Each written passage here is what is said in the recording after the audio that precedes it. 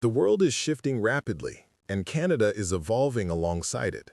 As Donald Trump's America sinks further into hostility and trade conflicts, Mark Carney is quietly doing what few imagined possible, rebuilding global relationships. Not long ago, China seemed like a sealed-off partner for Canada, but today, that dynamic is changing. And at the center of it stands Mark Carney. While Trump makes threats, Carney sits down to negotiate. As Washington pulls back from the world, Ottawa is reaching further out. And now, with talk of a potential Carney-Xi summit surfacing, one thing is becoming crystal clear. Canada's foreign policy isn't being shaped in the White House anymore. It's being driven by Carney's vision. The diplomatic relationship between Canada and China appears to be on the mend after years of strain and a more recent escalation in trade tensions. But Foreign Affairs Minister Anita Anand was in Beijing this past week, where she held bilateral trade talks with her Chinese counterpart Wang Yi, with both Ottawa and Beijing agreeing to reopen communication lines, potentially paving the way for a summit between Mark Carney and Xi Jinping. This trip to Beijing is more than just a diplomatic gesture. It signals the start of a new chapter. For the first time in nearly 10 years, Canada and China are reconnecting through dialogue, trade, and renewed cooperation. But let's be clear, this isn't China dictating the terms. This is Carney's diplomacy, crafted to put Canada's priorities first. He's making it clear that engaging with global powers doesn't equal backing down. It means stepping up. It means having influence. It means putting Canada back in the conversation. By reopening talks with China, spanning trade, clean energy, education, and agriculture, Carney is setting a new example of leadership, choosing conversation over conflict, dialogue over division. Let me start by asking what you made of Minister Anand's visit to Beijing, because this is only the second time that a Canadian foreign minister has visited China in some 8 years. Is it fair to say that this is significant? Yes, I think this is a significant development. I see this as, at a very bare minimum, a thawing of relations. But I'm also fairly cautious about it. I think it could potentially signal warming of ties between the two countries, but I think it's still early days. There are many hurdles to overcome, such as public opinion in Canada towards China, because they have arbitrarily detained 2 Canadians before.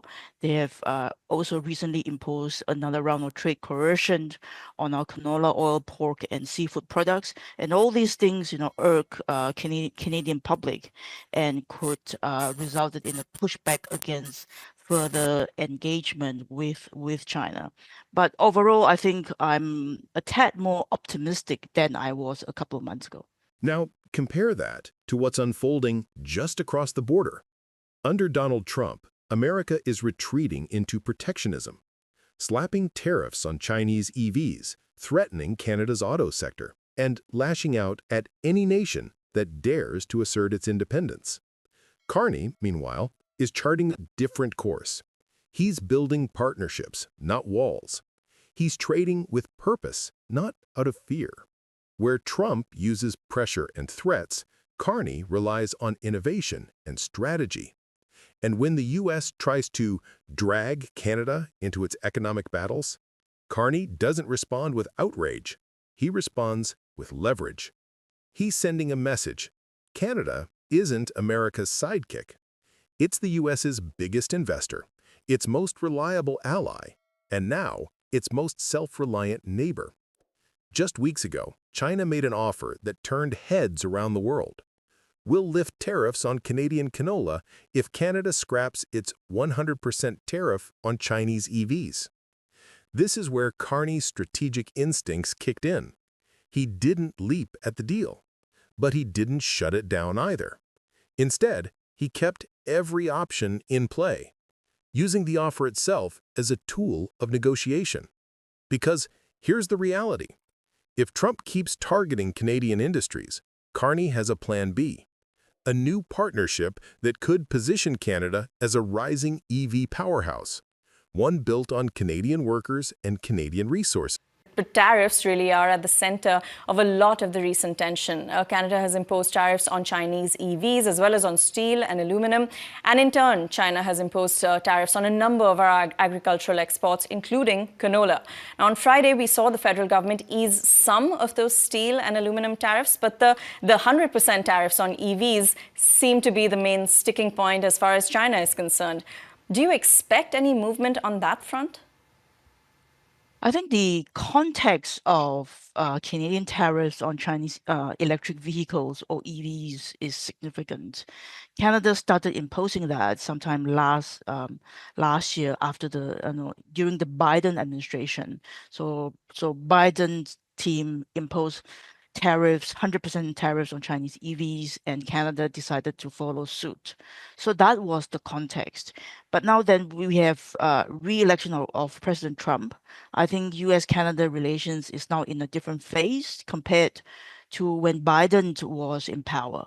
So we need to think about the context very, very differently. And then, in addition to that, Canada is also in a range of trade negotiations with the United States, and what sort of benefits would tariffs on Chinese EVs bring to Canada? I think that is the very big questions that we have to ask. And the Chinese have more or less explicitly or implicitly linked Chinese EVs to their tit for tat tariffs on our canola oil exports, and that has huge impact on canola oil producers in parts of the country. So at this stage, would you expect that we'd see any sort of movement on that front, or would you say it's entirely off the table? Or is it very much on the table, which is the impression that, maybe Ontario Premier Doug Ford has when he's saying there is no way we should do away with those tariffs on Chinese EVs? Yeah, I think, if Mark Carney, if Prime Minister Carney were to meet Xi Jinping soon, if the two heads of state were to meet, I would expect, serious discussion about taking off tariffs on both fronts, on canola oil, EVs and them to us. I think that's both welcoming moves. Some critics argue that engaging with China means compromising Canada's position, but Carney's strategy is proving just the opposite. This isn't about choosing between Trump or Xi, it's about choosing Canada, every single time. Carney's approach is intentional, keeping trade channels open with China while standing firm on Canada's core principles. He's showing that it's possible to lead with both integrity and intelligence, that Canada can engage with Beijing without imitating it, and push back on Washington without provoking it. This is diplomacy for a new era, and Carney is showing exactly how it's done. Part of the strained diplomatic relationship between both countries has been on account of human rights, on civil rights considerations. So would you say it seems like the Carney government is now willing to look past those issues for the sake of trade? No, I don't think Carney would, because he represents the values of Canadian. I wouldn't expect the prime minister to do so, and I just do not think it is wise to cast aside human rights in pursuit of trade consideration. But I would frame the debate slightly differently. I think we should be able to walk and chew gum at the same time. We should also be fairly conscious of what we can do individually as a country.